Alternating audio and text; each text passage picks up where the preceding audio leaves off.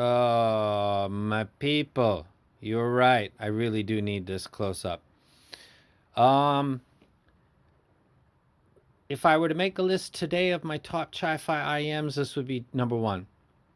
This would be my favorite. This is just absolutely gorgeous. Let me tell you something. The dedicated bores, 3 or more, is for me, without question, the ideal way. And I'll explain to you very quickly why. You might be seeing a graph pop up by the magic of editing. I'm getting better at that. Little steps. Um, Let me go ahead and sit myself down here. Car audio, okay? Escalade. 3 digital design, 15-inch, facing backwards, about 6 inches from the back hatch. And you could be standing right behind the Escalade, and I could be slamming them, about 1,000 watts going into each clean. And if I've got my dampeners and my rubber washers and stuff behind the license plate and everything else, you would feel the force of something, but it wouldn't really be going through your body. You'd feel it kind of next to you. Car audio people know exactly what I'm talking about. So the driver is facing in your direction, but because of what pressed steel in a Cadillac will do, now you go out and you stand in front of the Cadillac. Let's pretend this is a Cadillac. And now you're over here and you're about 15 and a half to 17 feet away. I'm sorry, that's a little. No, that's maybe not. Let's say 12 to 15 feet away from the back hatch where the driver is facing away from you. And you were just standing about 12 inches from that driver facing right at you. If you go out to the front of the vehicle and you stand at a sweet spot, because it'll depend, the bass kind of blooms. It's very, very amazing the way audio goes through air and how it's affected, how bass dissipates. You could feel the bass traveling and hitting your body. You would feel moved, but you're further away and in the opposite direction of the drivers, because low frequency sound will, for the most part, boom, reflect right off and shoot right up. There's people that do dB tests and you see them rotate their boxes and do different.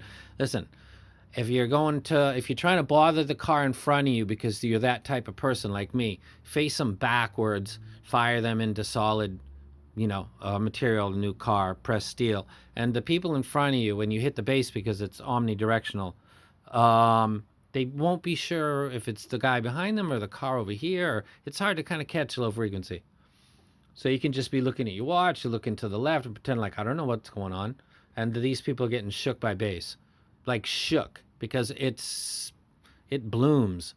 Bass is fucking amazing. It's amazing, it's amazing, it's amazing. So what does it have to do with this? Well, this bass driver right here it's covered with like a fry pan the way that they do this. All of them do the same thing. And running a tube, and this bass is going right to your ear canal. There's nothing blocking it besides like a dampener or filter, which is kind of tuning it. And then for the mids, and then for the E-stat, this one right here, and see this green right here? This is like for the treble. It's also got the same thing. They're dedicated pathways for the frequency and the drivers to get to your ear. That was kind of like a story and an excuse for you to get a look at this, because it's that fucking beautiful. And that looks like a breather vent right there. I'm not a super fan of this or the cable. This cable right here is Linso Loops. It's expensive, but because this is probably my favorite set right now, it gets that cable. So I'm going to go ahead and move on and turn this off and then get up on the table and talk about some music, okay? These are fucking stunners. What a company. This is like Fearless, man. Who's Fearless a year ago? You know what I mean? And now people know. Somebody was talking about they got a S8F customized because it wasn't that much more than the regular one.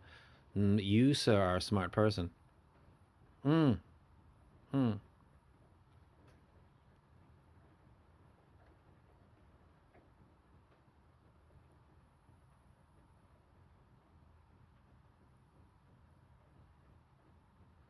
Yeah. Yeah. Okay, we got a video for the Shuoer EJ07. I've had these for a while. I've been sitting on them. I'm ready to do my review for them. This is not the stock cable. The stock cable is a slightly odd gray thing. It's not bad. It didn't have any cutouts or anything like that, but this is the Linso Loops cable. It's expensive, and this is a chance to show it. I'm a reviewer. Give me a break. And it looks beautiful, so I'm going to go ahead and put that on there. We should have already seen the close-up because I brought that back into the fold. A lot of people said, where's the close-up, man? You should have just seen it. Let me start with Live Bullet by Bob Seger. Do you know Bob Seger? Turn the page. All alone on Lonesome Highway east of Omaha. I won't get into the lyrics because I'll bork half of them, but this sounds awesome on this set. The graph should be coming up sometime now or just prior through the magic of ghetto editing. You can see that it's got very harmonesque tuning. It's got the elevated bass. It's got decent mids. They sound actually excellent to the ear. The treble is slightly subdued and slightly notched. It's a brilliant presentation. These are really, really nice.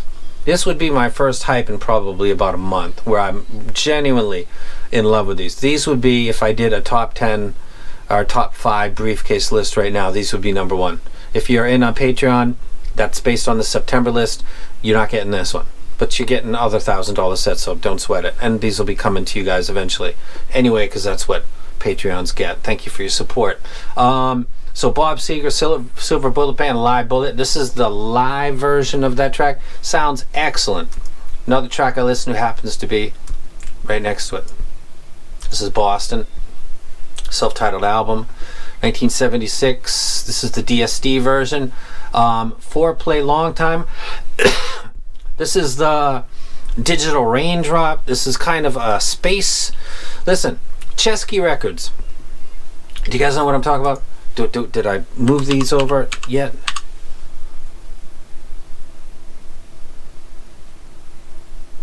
Okay, this guy right here. Yeah, no, I got another one actually. Chesky has this and another, like headphone testing. He's got stuff where right channel ID test, 1 meter microphone test, like he's got another one that I've got. It's on this device, and it's got musical instruments that go left and right, and you cannot catch stuff that's directly in front of you, but it gives you the illusion by placing it right about here, and then your brain kind of, the guy's saying I'm directly in front of the microphone now, and your brain kind of gets it. Your ears are not hearing right in front of you, but you kind of feel like you are. And then the harder or the more realistic one is the one that goes behind you, because you can almost seem to sense stuff behind you because of maybe the way that the ear works, or I'm not really sure, but the stuff in front of you seems very, very psychoacoustic, pseudo, not even taking place, more like it's kind of above you than in front of you, but the stuff that's behind you seems semi-legit. It's very unusual to have a set that's got the restricted space that people often talk about. Like, this doesn't have a lot of space, and I think it's totally overrated in the same sense that people talk about male and female vocals like they're completely different things. Like, one thing is drums and the other is a clarinet. No. The fundamental and the harmonic regions of male and female vocals are much closer than people would know based on the way that people describe them in music playback descriptions. Go look at it on the chart. The men's fundamental bass, of course, goes lower. The crossover to the harmonic is almost at the same position, and then it's not that different, man. It's greatly overstated in the same way that this IEM's ability to catch stuff, make a huge 3D holographic blah blah bullshit fucking stage gets said a lot. I think it's a bunch of fucking crap. I don't believe it at all, and I listen to music and headphones and earphones every single fucking day of my life because it's what I do. One of the tracks that I listened to was What's Your Phone Number? I believe this is the DSD right here, 128. Yes, it is. What's Your Phone Number? Featuring Danny Boy. This is one of those on an album with so many hits, and on this particular book, book one, I Am Mad at You, California Love, Only God Can Judge You, Hearts of Men, Two of America's Most Wanted, How Do You Want It, All About You. I mean, those are all awesome. Scandalous would be maybe a level down. Trade and War Stories, maybe a level down. What's Your Phone Number might be considered by most to be one of not the best tracks, but when you've listened to something thousands of times, you eventually get to the stuff that you don't find appealing initially. And What's Your Phone Number has tons of, you know, there's a phone ringing in there and a conversation, and there's lots of little audio Easter eggs that you would never pick up on because you're just not digging the track, because it's not on par with the rest of the stuff. But the mastering of this, like Good Kid, Mad City by Kendrick Lamar, is exceptional. The micro details available are fucking, it scales up. The better your gear, the more details you can get, and that is not the case with the Chronic by Dr. Dre.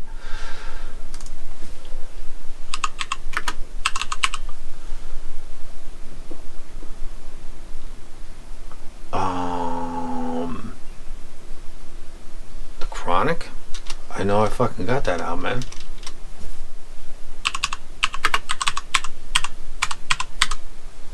Okay, here we go. Why is Police in here? This, let me go back.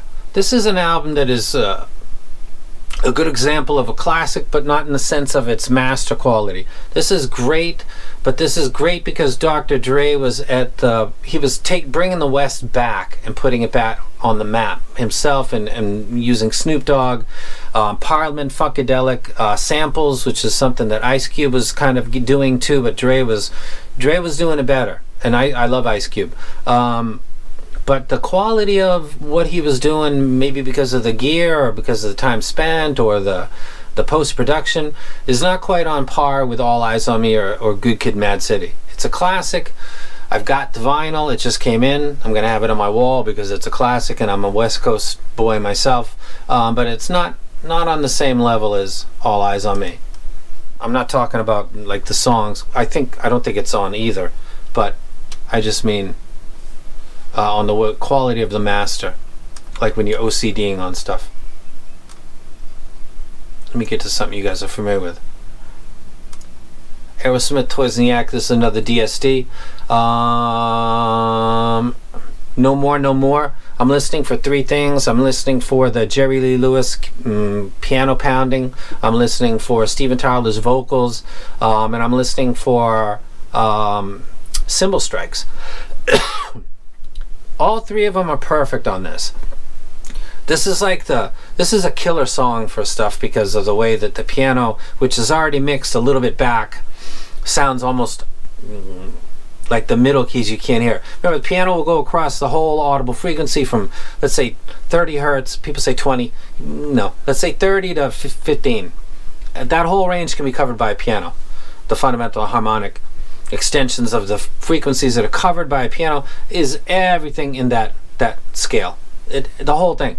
That middle region, sorry, if it's compromised because it's too recessed, there's gonna be a big kind of hole on the piano, and you're gonna notice it. So it's great for OCD people because you're like, where's the piano? You can only hear the high keys, you can only hear the low keys, and you know it because it's mixed back, and because the mids are back a little also, it's like a double penalty, and you can just barely get. I can hear the piano fine on this. Sounds excellent, actually. Steven Tyler sounds appropriate, and the hi-hat strikes sound good too.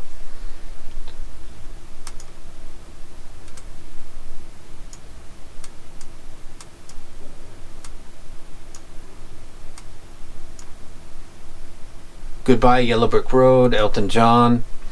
Love Lies Bleeding, Funeral for a Friend. Do you guys know this track? Are there any Elton John fans out there? You should listen to it. This is dope. This is such a build-up. This is kind of like the Boston Foreplay.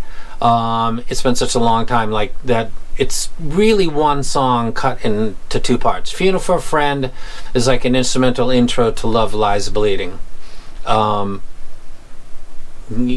hope you guys know what I'm talking about, man. you should know your audience, but it's really not possible to. This track sounds excellent on this set. Is played through the M11 Pro. Sounds really, really, really, really good. Elton John, God bless. The Ghetto Boys, The Resurrection. Whoa, why do I? There's a track called Still. Die, motherfucker, die. All along it was the ghetto. Nothing but the ghetto. Ghetto Fantasy. Nothing lives here anymore. Da-na-na-na-na. This is actually really, really probably the best Ghetto Boys in quality of the album that I think that they ever did. It sounds dope. The bass hits good. It's not ripping into anything and blasting out the mids. It's got a good playback. It sounds good. Oh, where's the other book? Carefree highway. Sundown, you better take care. If I find you've been... Something about a cheating wife, I think. But this is the guy with the guitar on the stool, a la Neil Young, a la Jim Croce. There's not a lot to distract your brain so you can focus if stuff is not right. If he is... This is where this stuff really comes in. If the vocals are too elevated, something like Gordon Lightfoot, Neil Young, and Jim Croce are going to get on you really quick. You are not going to be able to sit back and sofa surf and listen to this stuff on something that's got elevation too much in the wrong area, maybe 4K for these vocalists. And this set sounds great on that track. Moving right next door, because I listen to this every single time, Ripple. Dun, dun, dun, dun, dun. Dun, dun, dun, dun, dun, dun, dun, dun, dun, dun. Do you guys know Ripple, the Grateful Dead? They had the most fucking epic album covers when I was a kid, which is probably what drew me to them originally. Look at that. Blues for Allah. Look at the fucking album cover, man. Ah, that's dope. Oh, no, I listened to that. Daryl Hall and John Oates. Get over here. Where are we? Come on now. Sorry to waste your time. Hey, boom.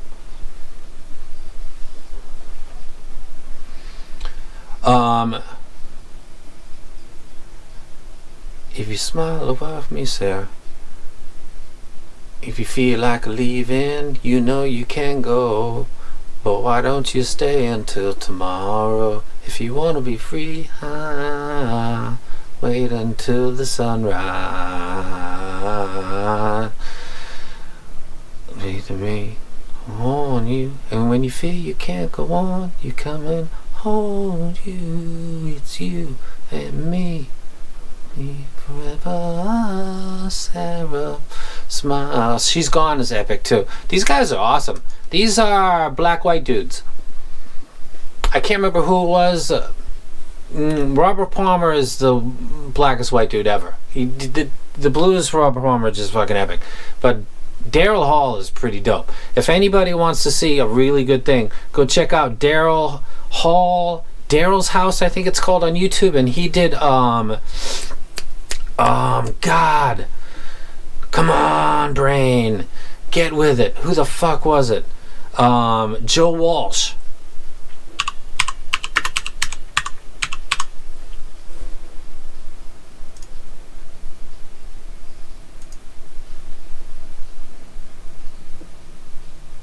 Life's been good.